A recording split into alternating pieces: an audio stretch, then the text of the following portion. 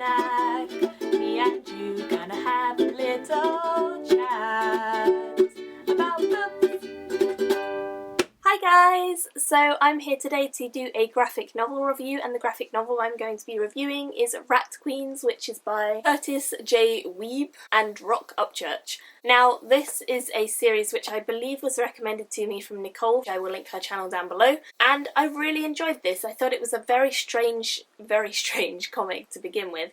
But I did really enjoy it on the whole, so let's get into what it's all about. I wrongly assumed that this was going to be something to do with rats. I never really read the blurbs of books, I just kind of buy them and hope that they're going to be good. And since this was recommended to me, I just bought it on a whim. But I did really enjoy it, and I thought it was a very strange story. Even though it wasn't about rats, it certainly had some interesting characters who were very, very cool. This storyline follows the adventures of 4 different rat queens. The rat queens are basically a mercenary group who have been hired by the town to go out on a mission in order to repay the town for the damages that they have brought to the town with their drinking and madness and drug use and all sorts of things like that. It's not a PG book. From page 1, it's not a PG book at all.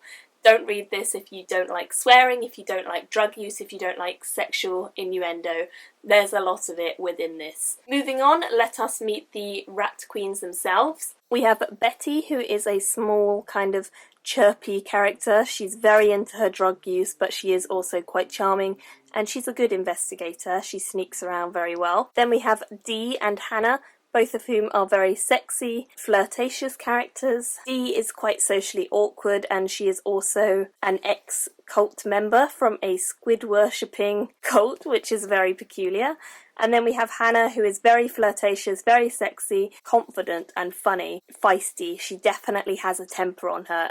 In fact, all of them have a bit of a temper. And then finally we have Violet, who is quite a funny redhead who has a bit of history which follows her around. One thing I really have to mention about this book is that no matter how bloody and horrible these designs are, for example this one, it's gorgeous. The illustration style is amazing. I love the designs for these characters. I think that they are one of the best designed for characters. They are just so inventive and cool and awesome, and they look like really funky, awesome women, so that's a cool thing. So the Rat Queens are quite a ragtag bunch of characters. We have a dwarf, we have an elf, we have a smidgen, whatever that is, a really small character, and we have an ex-cult member, and it's just really, really entertaining. They get up to all sorts of trouble, they get into all sorts of disasters, they get into all sorts of tight spots, and they have to get their way out. They kind of all support each other. They are like a group of friends who tease one another, they bully one another, but they have a laugh and they get on. And at the end of the day, they're always there for each other, which is a nice thing to see. They are very into their partying, they're a bit crazy, they're a bit wild, but they are also completely and utterly badass. They are such kick-ass characters. They can fight anyone, they will take on anyone. There are so many fight scenes within this book. It is very action-packed right from the get-go, and it's just really, really fun. The colour schemes are all gorgeous. The illustrations are all gorgeous. I think that some of the pages within this were beautifully done, and I just really enjoyed this story, even though it's not really developed just yet.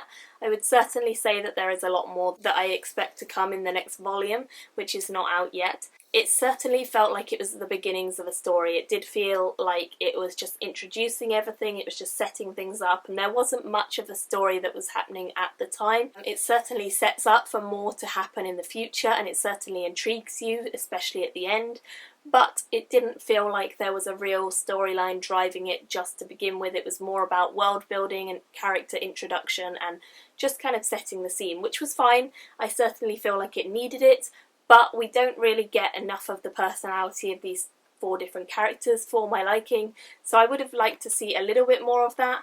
However, I think on the whole it was a really good introduction, and it definitely got me interested because of the fast pacing of it all. So, as I say, I'm really looking forward to continuing on with this series when the next volume comes out. I'm not sure exactly when that will be, but it was certainly a very, very action-packed and fun read. There wasn't ever a moment I was bored within it. I felt like it was a very fast-moving and very entertaining read. The characters are all individual, even though they haven't been developed too much just yet and we don't know too much about them all.